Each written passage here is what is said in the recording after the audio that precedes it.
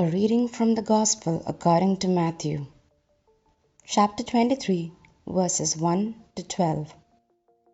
Jesus spoke to the crowds and to his disciples, saying, "The scribes and the Pharisees have taken their seat on the chair of Moses. Therefore, do and observe all things whatsoever they tell you, but do not follow their example.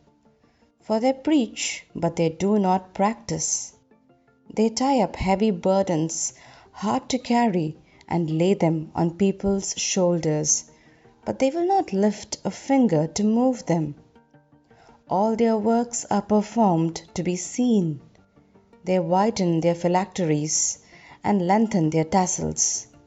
They love places of honor at banquets, seats of honor in synagogues, greetings in marketplaces, and the salutation, Rabbi. As for you, do not be called Rabbi.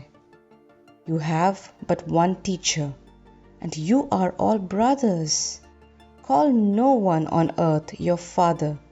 You have but one Father in heaven. Do not be called Master. You have but one Master, the Christ. The greatest among you must be your servant.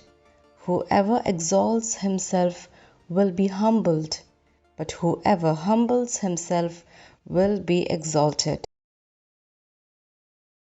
Words of the Holy Father.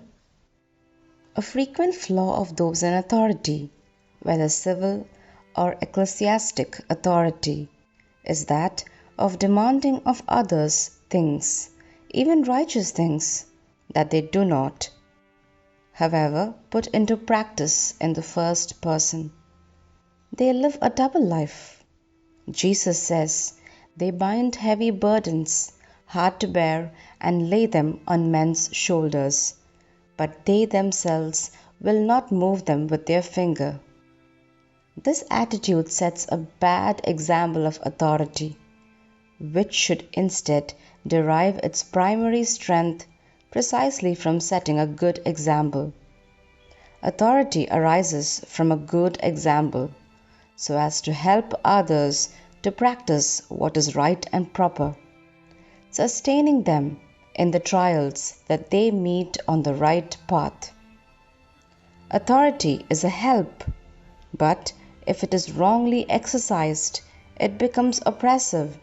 It does not allow people to grow, and creates a climate of distrust and hostility, and also leads to corruption.